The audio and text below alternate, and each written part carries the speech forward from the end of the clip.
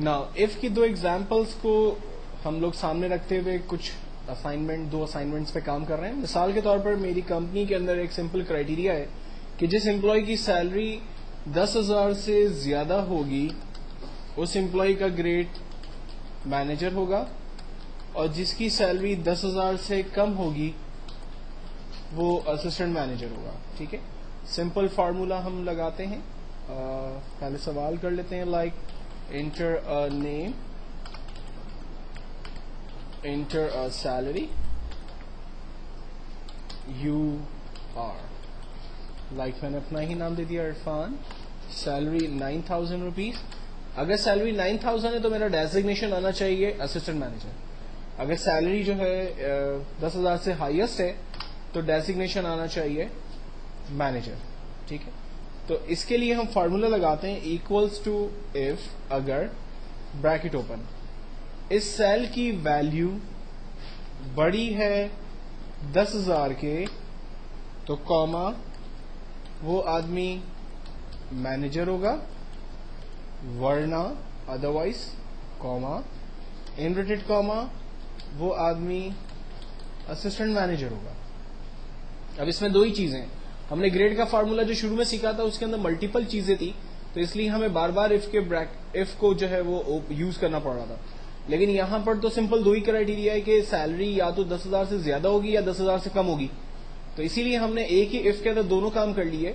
हमने कहा अगर इस सेल की वैल्यू 10,000 से बड़ी है तो वो एम्प्लॉय मैनेजर है, अदरवाइज वो एम्प्लॉय असिस्टेंट मैनेजर है। मैंने एंटर किया, आंसर आया मैनेजर। अगर मैं यहां सैलरी उसकी 9,000 ऐड करता हूं तो आंसर आ गया असिस्टेंट मैनेजर। अब इसी से मिलता जुलता एक और फार्मूला कर लेते हैं। फॉर एग्जांपल कंपनी में एसीआर सिस्टम्स बनते हैं। कंपनी में एक क्राइटेरिया सेट है कि जिस एम्प्लॉय को एसीआर के अंदर A+ ग्रेड मिलेगा, कंपनी उसकी सैलरी में 15% इंक्रीमेंट करेगी। जिसे एसीआर में A ग्रेड मिलेगा उसकी सैलरी का 10% इंक्रीमेंट होगा।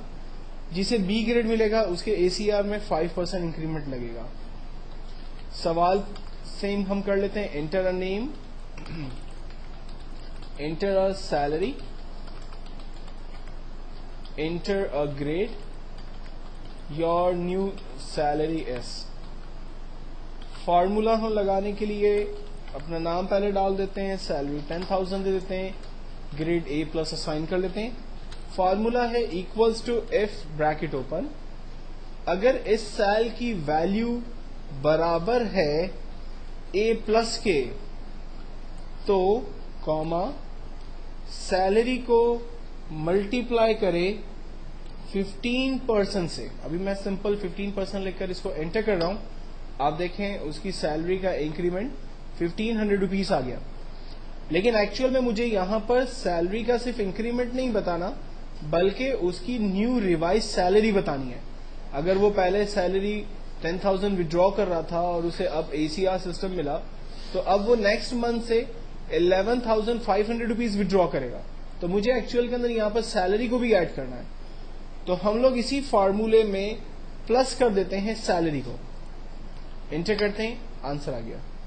एक दफा फिर देखते हैं, इक्वल्स टू इफ अगर इस सेल की वैल्यू बराबर है A+ के तो कॉमा सैलरी को मल्टीप्लाई करे 15% से और उसमें जमा करे 10,000 को। जब वो सैलरी को 15% से मल्टीप्लाई करेगा तो ऑटोमेटिकली इसके पास आंसर आ गया 1,500, और जब वो उसके अंदर 10,000 रुपीज मजीद ऐड करेगा तो न्यू आंसर आ जाएगा उसके पास 11,500। ये तो क्राइटेरिया हमने बनाया था A+ का। अगर सपोज करें इस सेल में A+ नहीं होगा, A ग्रेड होगा या B ग्रेड होगा, तो फिर वो कैसे परफॉर्म करेगा? तो फिर हमें दूसरा एक क्राइटेरिया मेंटेन करना होगा और उसके लिए हमें अगेन इफ लिखना होगा। इफ अगर इस सेल की वैल्यू बराबर है A ग्रेड के तो कॉमा सैलरी को मल्टीप्लाई करे 10% से और उसमें जमा कर दे सैलरी को। अगर ऐसा नहीं होता, इफ अगर इस सेल के अंदर वैल्यू बराबर है B के तो कॉमा सैलरी को मल्टीप्लाई करे 5% से और उसमें जमा कर दे सैलरी को। अब मैंने पहले ही आपको बताया था एक्सेल में जब एक ब्रैकेट ओपन होगा तो उसे क्लोज करने की नीड नहीं है, सिस्टम खुद से उसे क्लोज कर देता है। लेकिन अगर एक से ज्यादा ब्रैकेट्स ओपन होंगे तो उन्हें आपने प्रॉपर क्लोज भी करना होगा। तो यहां पर हमारे पास 3 ब्रैकेट्स ओपन है, तो हमने तीनों ब्रैकेट प्रॉपर क्लोज किए, एंटर किया, आंसर आया 11,500 क्योंकि उसका ग्रेड है A+। अगर ग्रेड में मैं सिर्फ A देता हूं तो सैलरी उसकी रिवाइज हो रही है 1000 और टोटल सैलरी है 11,000। अगर उसे B ग्रेड मिलता है तो उसकी सैलरी में इंक्रीमेंट लगा 500, जबकि टोटल रिवाइज सैलरी हो गई है 10,500। तो एक्चुअल में ये वही इफ के फॉर्मूले हैं जिनको हम लोगों ने ग्रेड के ऊपर काम करके पहले देखा था। लेकिन जब आप दूसरे फाइनेंशियल एरियाज के अंदर जाते हैं या कंपनी के प्रोग्राम्स के अंदर जाते हैं तो यही फॉर्मूले किसी और तरीके से आपको सामने यूज करने पड़ेंगे।